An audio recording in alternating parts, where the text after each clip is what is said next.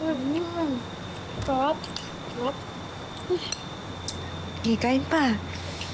Ano, masarap ba yung luto ko? Opo, sobrang sarap po. Di nga po ako kumakain ng gulay eh.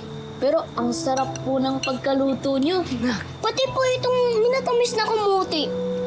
Lalo na po itong manok.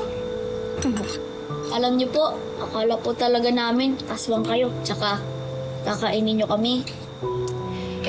Bakit ko naman kayo kakainin? Hindi naman ako aswang. Bakit po kayo may hawak ng kutsilyo kanina? Siyempre, ginamit ko yan sa paghiwa ng manok na pagluluto ko para sa inyo. Pero bakit po namin narinig si Butchie kanina sumigaw? Ganito kasi yan. Nalaglag kanina yung pagkain ko. Tapos, nagulat ako. Oh, sorry na.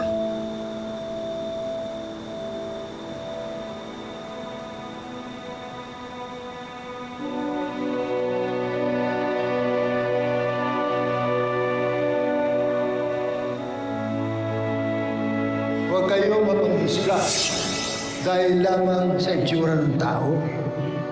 Alam ba niyo masama yun? Ha? Ang mahalaga, yung kalooban ng tao.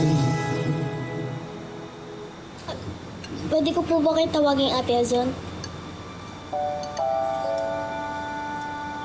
Wala pang tumatawag sa akin na ate, ah.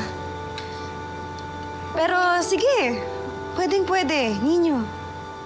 Sorry po Ate Azon dahil hinusgahan ka po namin ng masama nang hindi ka namin lubos na kilala. Sorry po. Sorry ka din po. Ikaw kaya, hindi na ka malakas umiyak. Kaya nakakala mo, kakain ka. Hindi O kaya, Sige na nga, tama na yun. Ubusin niyo na yung pagkain niyo. Gusto niyo pa ba? wala po. Ang sarap.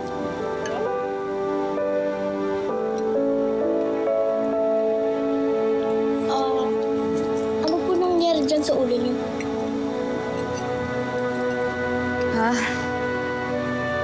Hindi kasi lahat ng tao ninyo kagaya niyo.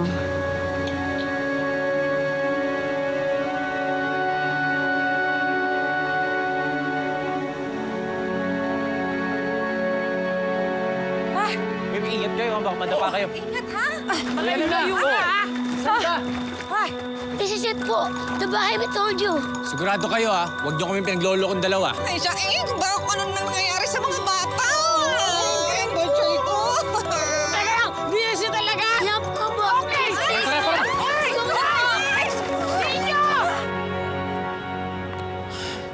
Naku, Lolo Mars.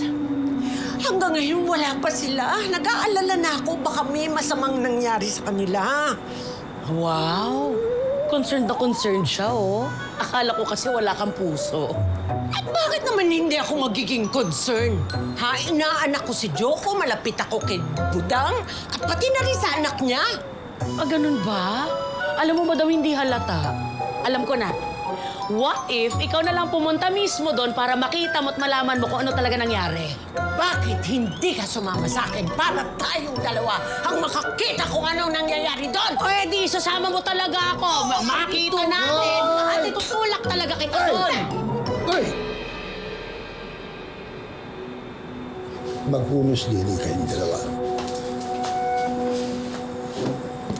Lahat tayo natatakot.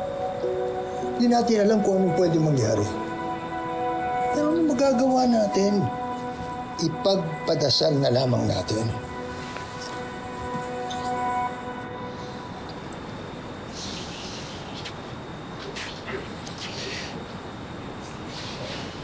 Ikaw ba, Kakay, nag-aalala ka? Oo naman. Kasi nandun si Kring Kring, si Miss Hershey, at si... Si B-Boy?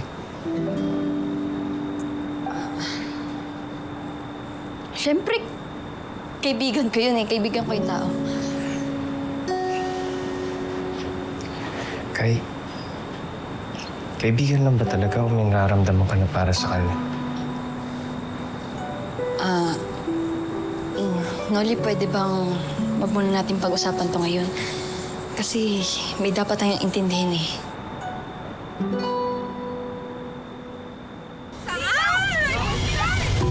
Ninyo!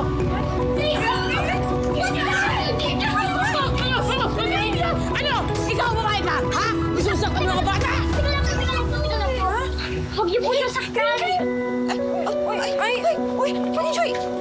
Mabait po siya. Oo nga po.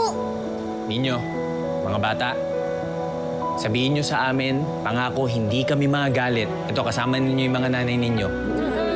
Joy, Sabihin nyo sa amin, okay lang ba kayo? Anong nangyari sa inyo? Nasaktan ba kayo dito? Hindi po. Hindi po kami nasaktan. Mabait po si Ate Azon. Kaya huwag na po kayo magalit.